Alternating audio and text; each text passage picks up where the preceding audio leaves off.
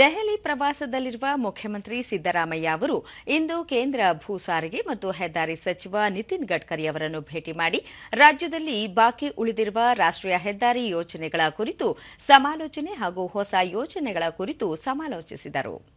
ಈ ಸಂದರ್ಭದಲ್ಲಿ ಸಚಿವರಾದ ಸತೀಶ್ ಜಾರಕಿಹೊಳಿ, ಡಾ ಎಚ್.ಸಿ. ಮಹದೇವಪ್ಪ, ರಾಜ್ಯ ಸರ್ಕಾರದ ದೆಹಲಿ ವಿಶೇಷ ಪ್ರತಿನಿಧಿ ಟಿಬಿ ಜಯಚಂದ್ರ, ಮುಖ್ಯಮಂತ್ರಿಗಳ ಆರ್ಥಿಕ ಸಲಹೆಗಾರ ಬಸವರಾಜ ರಾಯರೆಡ್ಡಿ, ರಾಜಕೀಯ ಕಾರ್ಯದರ್ಶಿ ಗೋವಿಂದರಾಜು, ಶಾಸಕ ಎನ್ಎಚ್ ಕೋನಾರೆಡ್ಡಿ ಸೇರಿದಂತೆ ಹಲವರು ಉಪಸ್ಥಿತರಿದ್ದರು.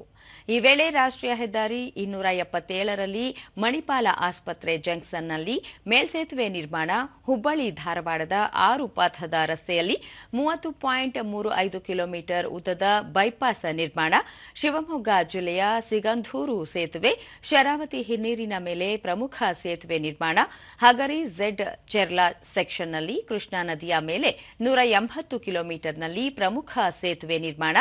ಸಿಂದಿಗೆರೆ ಬಳ್ಳಾರಿ ನಡುವೆ 235ರಿಂದ 254 ಕಿಲೋಮೀಟರ್ವರೆಗೆ 2 ಪಥದ ರಸ್ತೆ ಅಗಲೀಕರಣ ಯೋಜನೆ ಸೇರಿದಂತೆ ಹಲವು ಯೋಜನೆಗಳ ಅನುಷ್ಠಾನಕ್ಕೆ ಒಪ್ಪಿಗೆ ನೀಡುವಂತೆ ಮುಖ್ಯಮಂತ್ರಿಯವರು ಕೇಂದ್ರ ಸಚಿವರಿಗೆ ಮನವಿ ಮಾಡಿದ್ದಾರೆ.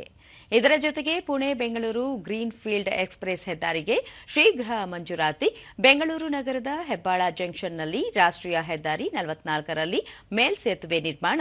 ಬೆಂಗಳೂರು ನಗರದ ಮೈಸೂರು ರಸ್ತೆ ಸಂಪರ್ಕಿಸುವ ಸುರಂಗ ನಿರ್ಮಾಣ ಮತ್ತು ಹೊಸೂರು ರಸ್ತೆ ಮಾರ್ಗವಾಗಿ ತುಮಕೂರು ರಸ್ತೆ, ಬಳ್ಳಾರಿ ರಸ್ತೆ ಮತ್ತು ಹಳೆ ಮದ್ರಾಸ್ ರಸ್ತೆ ನಿರ್ಮಾಣಕ್ಕೆ ಅನುಮತಿ ನೀಡುವುದು ಸೇರಿದಂತೆ ಹಲವು ಯೋಜನೆಗಳನ್ನು ಪರಿಗಣಿಸಿ ಮಂಜೂರಾತಿ ನೀಡುವಂತೆ ಮನವಿ ಮಾಡಿದ್ದಾರೆ.